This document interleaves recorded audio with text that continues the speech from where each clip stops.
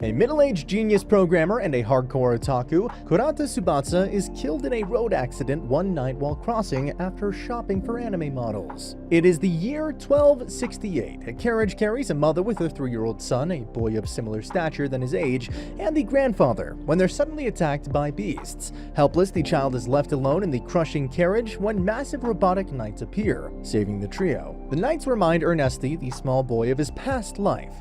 He's Kurata, who's been reincarnated into a world where humans fight in silhouette knights. Ernesti's overwhelmed seeing his father climb down one of the knights and decides his ultimate goal: to be a knight runner, piloting the silhouette knights that resemble his beloved anime models. Ernesti studies rigorously until he joins the Laihaila Pilot Academy with his twin best friends, Adaltrude and Arkid. He befriends a knight smith boy, Bastion, to accompany his dream of creating a knight from scratch, one that suits his small stature. By 12, Ernesti has become popular for his intelligence and got upgraded to higher classes. However, his end goal is to learn about the ether reactor, a knight's heart, and a national secret. One day, when they're on a field trip, a mob of monsters attacks the kids, endangering the older children out on the field, including Stefania, the twins' half-sister. Ernesti and his friends clutch their moment to shine and successfully fight the mob off, together with the Night Runner sent off to guard the kids. Little do they know, there lurks a greater threat. The students of Laihaila Academy shuffle, relocating themselves after the sudden attack, unaware that a massive division-level beast has alerted the kingdom's forces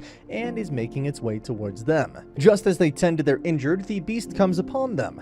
The sight is horrifying, yet the silhouette knight runners, Edgar, Helvi, and Dietrich, together with the other knights, are confident and set off to distract it while the kids flee. The beast breathes out a lethal breath of fire, melting one of the knights before sight, and it's enough to send Dietrich running from the grounds maniacally. Ernesti catches a glimpse of Dietrich fleeing and hops away as the kids move out. There he finds Dietrich almost losing it and excitedly takes over the knight. Sitting inside, he starts upgrading it with his past life programmer brain. Soon, he's up, escalated, and into the fight. Ernesti gallops towards the beast, managing to capture its full attention. To him, it's his first piloting experience, and the little boy's more excited than afraid. Unable to land a fatal blow, Ernesti learns that its skin is unpierceable, as poor Dietrich shouting in the back. The forces arrive, trying to handle the situation to no avail. However, Ernesti has found a way to defeat the beast. He strikes lightning into its brain through an impaled sword in its eye, putting it out like a candle and collapsing happily. Just as Edgar pays his respects at the fall of a mighty knight, out pops Ernesti with Dietrich. Ernesti's piloted his first knight and has astonished everyone. The story spreads fast, reaching powerful nobles and the king. Ernesti's presented before the king, who's proud to see a young boy achieve so much on the battleground. Happy, he offers to grant him a wish. About damn time. Ernesti grabs his chance, asking for the knowledge of ether reactor and baffling the nobles present in the court, especially a man called Dixgard. However, the king agrees if Ernesti can convince him with an upgraded new body of a silhouette knight. The twins' father, coming to know of it, also asks them to inform him of any developments. Excited, Ernesti meets his friends, Knightsmiths Edgar, Helvi, and Dietrich, with plans. Sketching out the initial additions, Ernesti guides the smiths to use a weaving technique of the crystal threads in knights, and to add 2 more hands above, carrying added firepower. Making the body small for added mobility, they present plans to a higher up in the academy, obtaining permission to start on their project. Ernesti's dream finally takes its first baby steps. He also invents mini knights as a prototype to understand the complexity of a smaller knight body, but they come out as optimized handyman suits, much better for the laboring knightsmiths. Soon the prototype Telestal is ready as Helvi runs a trial with it, amazing everyone. She even gets down to the arena to have a test fight with Edgar in his normal silhouette knight suit. However, just as she's about to bust him out proudly, the prototype's mana drains, killing her hopes of victory. The suit needs more optimization, but it's still impressive. However, unknown to them, their development's being spied on. While Ernesti adds weaponry options to these small suits to act as mini soldiers, they keep running into a dead end with Talistali's issues.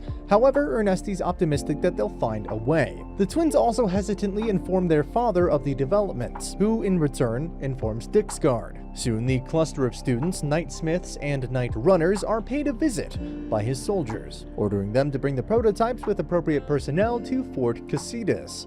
Dick's guard shall personally inspect and test it. The prototypes make their way together with Ernesti towards the fort, but run into Shaker worm beasts. There, the prototypes handle their first actual fight, coming out victorious, unaware that this was planted by the Order of the Bronze Fang, spies that have been observing the prototype's developments. The group arrives at the fort, and Dick's guard, who's quite jealous of the little boy, is explained everything regarding the Telestale and its future plans. However, he announces that he'll be reporting to the king himself, and not Ernesti, only to be frustratingly astonished when Ernesti doesn't mind. Ernesti clarifies that his aim is not material gain or fame. He's just in it purely for his dream and astonishment of the Silhouette Knights. He trusts Dick's guard with the information, forwarding, and perhaps gains Dick's guard's like at the very least. Back at the academy, the obsessed Adalturd misses Ernesti, and the friends decide to fetch him. However, more is to come as the Order of the Bronze Fang prepares to unleash a beast attack. Coming up with a cunning plan to upgrade Dietrich's knight into Telestale and bring it to fort together with the small suits, the friends set off to the fort, unaware that it's been infiltrated by the Order of the Bronze Fang to steal the Telestale.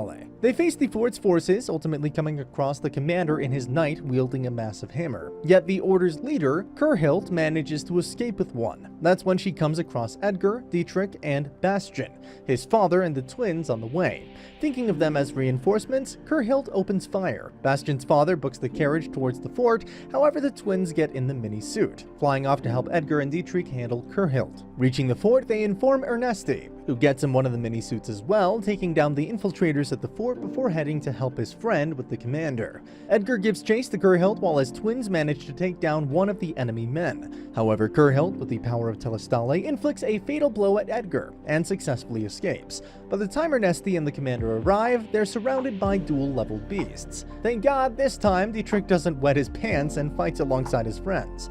They grasp victory, but lose one of the Telestale to Kurhild. It's suspected that another country's hand lies in the attack. Sensing needed security, the king declares a new knightly order, the Order of the Silver Phoenix, under Ernesti's command. Ernesti dreams of his beloved enemy models, unable to grasp them in his dream before waking up to Adalturd smothering him. Ernesti and his friends return to the academy as the remaining Telestales are sent to the nation's largest night labs to be observed. The chief there is losing his mind at the genius. At the academy, Dick's guard sends a bunch of knights for Ernesti to begin his developments once again. They're given the notice to prepare their prototypes for the upcoming battle, where they shall face the lab's prototypes. Ernesti is excited, not in his dream, but he'll surely bring the models to life in his creations. Truly an otaku to the last breath. The Silver Phoenix works on the new knights, adding all sorts of features like boosters and shields to the bodies. Meanwhile, an informant tells Ernesti of the spies arrested in the academy. The improvements keep excelling day by day, with Ernesti even coming up with a two-seater version for the twins. He also adds magical dagger keys to start the knights and avoid any future hijacking.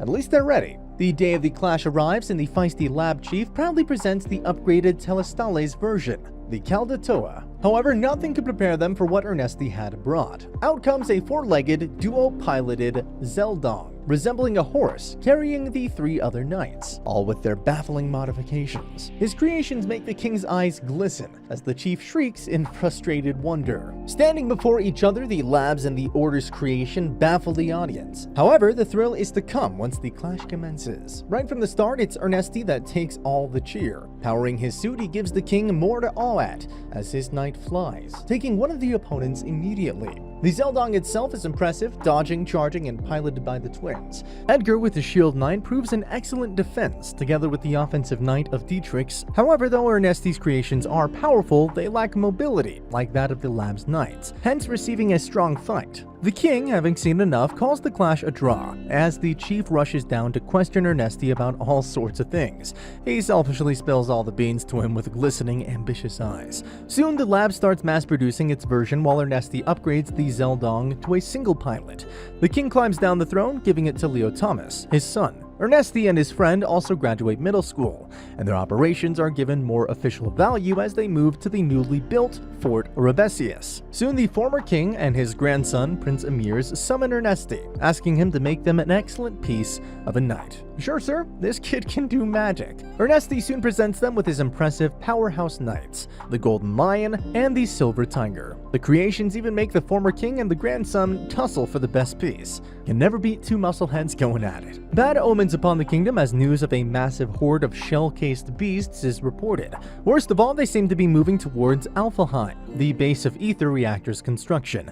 If it's gone, so is the nation's capability to build the Silhouette Knights, and no way, Ernesti is not allowing his dream to go down that easy. The Lab Knights line the border and the base of Alfheim, but the beasts are too savage. That's when Ernesti and his even more upgraded versions of knights, together with the former king and Emirs, drop in, wiping the mass. The friends and Ernesti go further to find the Queen Beast and are baffled upon seeing the massive creature. However, Ernesti skillfully takes it down. His victory is enough for the former king to finally grant his wish: the Ether Reactor's knowledge. Ernesti is taken to Alfheim, home to the Alvis, accompanied by the former king and director Ulver, Alfheim's ambassador. There, Ernesti is presented before Great Elder Kitli, the advisor of the elves, who grants him permission to gain the knowledge. Ernesti spends the next 3 months rigorously studying the Ether Reactor's wonders and archives, far more than what the Great Elder Kitli had anticipated, especially because it's only elves who are able to mold Ether Reactors. Yet Ernesti has always been surprising. With enough gain, Ernesti returns to Fort Oribesius and starts to work on his greatest dream: to build a knight from scratch, even the Ether Reactor. In the end, Ernesti has made his dream come true. He presents his very own and the most impressive Silhouette Knight, Ikaruga. While Ernesti has finally carved his own knight, many dark things are coming towards him. The Zelidek Kingdom plans for a war. Their king stands before its army of Black Knights ready to take off the western states vulnerable to their newfound power. The knights first start marching towards the kingdom of Kushpercha. Kushpercha's nobles are worried about the oncoming threat, yet are confident they'll face it. However, their hopes are to be shattered. Zelidek's Black Knights reach the foot of the capital. The king has put his egoistic son, Prince Cristobal, to fetch victory. With defeat inevitable, Kushpercha's king sends his daughter, Eleonora, Aunt Martina, and cousin Isodola to Fremaville, while he duels with Cristobal to buy enough time to escape. However, the good king falls to Cristobal with his life lost and the royal women abducted while trying to escape. The news of the king's death puts Eleonora in despair. Kuspercha falls to Zoldek. At the mouth of the trading capital of Kuspercha, there comes veiled Ernesti and Emiris with four-legged knights. Upon confirming that Kuspercha has fallen, Ernesti and Emiris expose their magnificent knights, opening fire. Ernesti's Ikaruga becomes a deadly knight, and with victory, his stories spread throughout Zoldek. He's called the Reaper. They discover that the Black Knights have the same technology as the Telestales, proving that Zoldek facilitated the heist. However, things worsen, and through Ernesti's informant, they get to hear of the forced marriage Princess Eleonora's been pushed into with Cristobal. Zoldek even sends to track the Reaper and his party, but leaves defeated despite their flying ships. Ernesti and his friends start making plans to rescue the royal women. And now it's time to rescue said royal women. Ernesti and Emiris, after defeating the postguards, infiltrate the capital of Kuspercha. Together with the twins, they gear up in the mini knight suits and sneak into the taken castle. There, Ernesti saves the aunt while Emiris goes to save his sister, Isodola. Our kid ends up in Eleonora's quarters, saving her and quite possibly becoming her love interest. The rescue leaves Zelidek quite furious, sending the genius behind the Black Knight and ship's design, Gojas, after the Reaper with the upgraded ship he's made. Gojas' ship encounters Ernesti's party, and Ernesti's absolutely delighted seeing the masterpiece ship sail above them. Gearing up his suit, aka the Reaper, Ernesti flies to the ship and gives him just as much of a shock and delight to Gojas. He can't believe the genius design of Ernesti. Ikaruga sends the ship in defeat, but the two creators are impressed by each other's creations and become the center of the raging war. The royal women are escorted safely, where Ernesti presents an offer to the remaining Kuspercha army.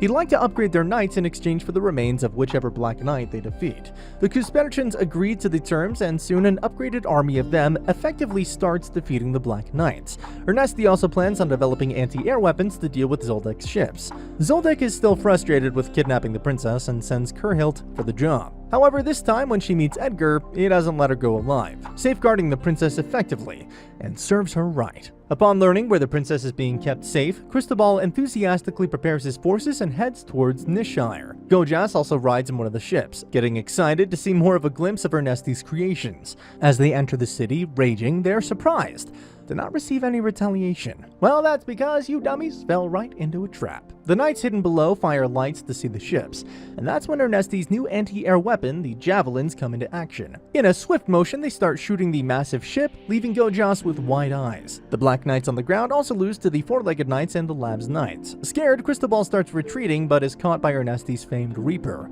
However, Maniac, to see himself defeated, Cristobal shoots his own ship, killing himself to death and destroying his creation's secrets, to prevent them from getting into Ernesti's grasp. Ernesti finds this, well, heroic. Ernesti, with the help of the fallen knights and ships, manages to decode how the ships were kept levitated. He's truly impressed by Gojas and wishes to meet him to learn more. Meanwhile, Zoldyck is weakened and pushed back, allowing Kashpacha to retake the city. Eleonora is declared queen, and her beloved love interest, Arkid, makes her personal knight. And of course, we know why. An official agreement is made for Fremville to help Kashpacha to the end of the war. Fremville's forces, equipped with Ernesti's knights, keep pushing Zoldyck back until they one day come across the horrendous-looking Viver, Gojas' ultimate creation, a ship shaped like a massive dragon. To avenge Prince Cristobal's death, it's Viver that Gojas had come with. It now looms over Ernesti's forces with its impeccable power, amazing defense, and a monstrous look. Amazed, Ernesti takes combating it into his own hands and is more than shocked upon seeing the Viver deploy lightning defense when he shoots at it. The Viver also seems to take little damage from the previously lethal javelins as it easily shoots them down. Ernesti is further stunned by seeing the knights attached to Viver that help it attack even more. Both taken by amazement and challenged, Ernesti charges and is able to land some good shots when the Viver gets ready to defend itself against the javelins. Below, Dietrich battles Gustav, a foe he had previously fought. Tricking him into draining his mana, he leaves him running away. However, above, both Viver and Ernesti are hot in battle. The Viver's smoke bomb makes Ernesti's jets malfunction as it falls down, engaging in a splendid blast as his and Viver's shots collide. Soon, a retreat sign appears, making the Viver and its forces leave.